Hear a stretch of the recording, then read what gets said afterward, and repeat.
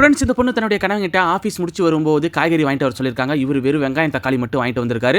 இதை வச்சு என்ன பண்ண முடியும்னு சொல்லி கோவப்பட்ட அந்த பொண்ணு தன்னுடைய புருஷனை அடிச்சிடறாங்க. தன்னுடைய அம்மா கிட்ட இந்த மாப்பிள்ளை தான் நீ எனக்கு பார்த்து கல்யாணம் பண்ணி வச்சு என் வாழ்க்கையே கெடுத்துட்ட. நானா பார்த்து ஒருத்தவனை லவ் பண்ணி கல்யாணம் பண்ணியிருந்தா கூட என் வாழ்க்கை நல்லா இருந்திருக்குன்னு சொல்லிட்டு அங்கேருந்து போயிடுறாங்க. அதுக்கப்புறம் அவருடைய மாமியார் உனக்கெல்லாம் கொஞ்சம் கூட பொறுப்பே இல்லை, வேலைக்கு போனா மட்டும் போதுமா, குடும்பத்துக்கு தேவையான பொருளை வாங்கி தர வேண்டாமா, சி என்ன மனுஷையா நீன்னு சொல்லி திட்டிட்டு போயிடுறாங்க. இவர் ரொம்ப ஃபீல் பண்ண ஆரம்பிச்சிடாரு. இவ்வளவு கஷ்டப்பட்டு உழைச்சியும் நாமள இந்த மாதிரி கேவலப்படுத்துறாங்கன்னு சொல்லிட்டு ஒரு லெட்டர் எழுதி வச்சுட்டு வீட்டை விட்டு போயிடுறாரு. அதை அடுத்த நாள் காலைல அவருடைய மனைவியும் மாமியாரும் எடுத்து படிக்கிறாங்க.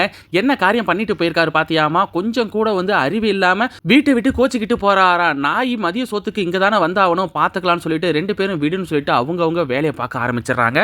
1 வாரம் ஆயிடுச்சு, 2 வாரம் ஆயிடுச்சு, 2 மாசம் ஆச்சுங்க. அவர் திரும்பி வரவே இல்லை. இவங்களுடைய ஒரு நிலைமை ரொம்ப மோசமாயிடுச்சு. கரண்ட் பில்லு கட்ட முடியாம கரண்டை கட் பண்ணிட்டாங்க. வீட்டு வாடகை கட்ட முடியாம தவிக்கிறாங்க. அப்பதான் அந்த பொண்ணு தன்னுடைய புருஷனை பத்தி நினைச்சு பார்க்கறா. அம்மா பேச்சை கேட்டுட்டு புருஷன் கிட்ட நடந்ததை நினைச்சு வருத்தப்படுறா.